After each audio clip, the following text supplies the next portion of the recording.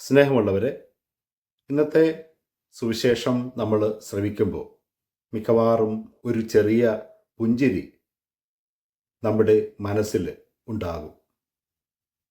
യേശു തൻ്റെ ഉത്ഥാനത്തിനു ശേഷം അത് തൻ്റെ ശിഷ്യരെ ബോധ്യപ്പെടുത്തുവാനായിട്ട് ശ്രമിക്കുന്ന ഒരു രംഗമാണിത്. അതിനുവേണ്ടി ഒത്തിരി തവണ പല കാര്യങ്ങൾ യേശു ചെയ്യുന്നുണ്ട്. അതുമാത്രമല്ല, ഈ പുഞ്ചിരിക്ക് ഒരു കാരണം നമ്മൾ കേൾക്കുന്നു. പത്രോസ് നഗ്നനായിരുന്നു, യേശുവാണ് കരയിൽ നിൽക്കുന്നത് എന്ന് കേട്ടപ്പോൾ അയാൾ തൻ്റെ വസ്ത്രം എടുത്തിട്ട് കരയിലേക്ക് നീന്തുകയാണ്. എന്തായിരുന്നു പത്രോസിനെ ഇത് ചെയ്യുവാനായിട്ട് പ്രേരിപ്പിച്ചത്? അയാളുടെ നഗ്നതയായിരുന്നു.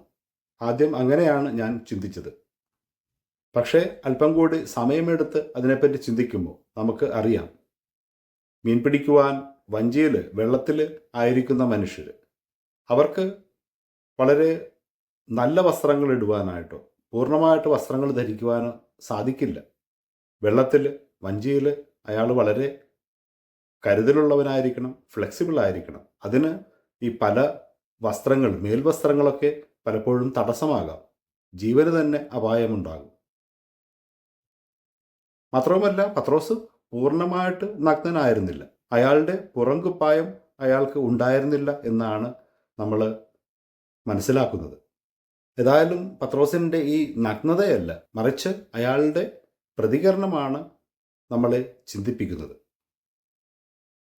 ഈ ഒരു അവസ്ഥ ബൈബിളിൻ്റെ മറ്റൊരു രംഗത്തിലേക്ക് നമ്മളെ കൂട്ടിക്കൊണ്ടു പോകുന്നുണ്ട്.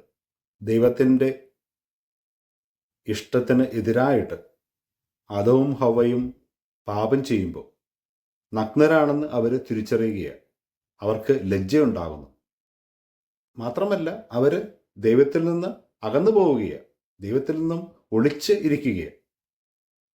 പത്രോസും ഇങ്ങനെ നഗ്നനായിരുന്നു. പക്ഷേ അയാൾ എത്രയും പെട്ടെന്ന് യേശുവിൻ്റെ അടുത്തേക്ക് എത്തുവാനായിട്ട് വെള്ളത്തിലേക്ക് ചാടുകയാണ്.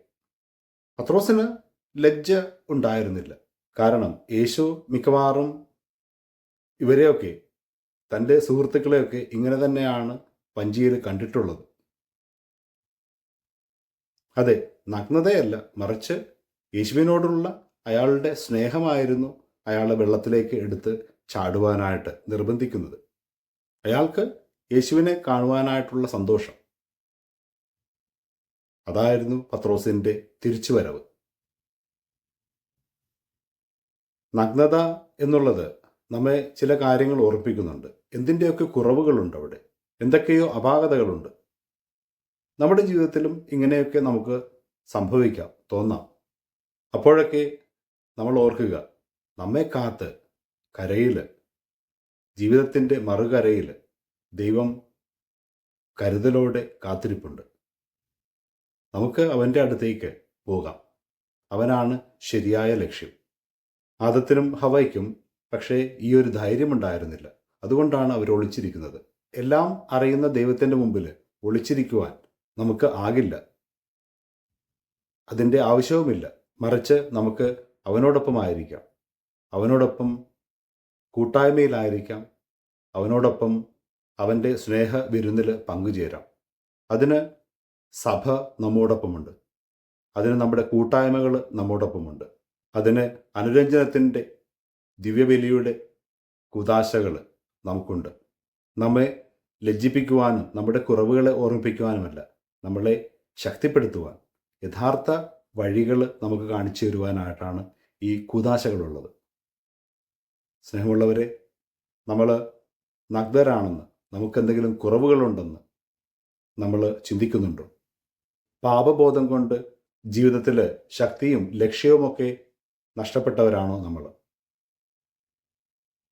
യേശു പറയും, നമ്മൾ സങ്കടപ്പെടേണ്ടതില്ല, മറിച്ച് അവനിലേക്ക് തിരിച്ചു വരാം, നമ്മുടെ കുറവുകളോടുകൂടി തന്നെ.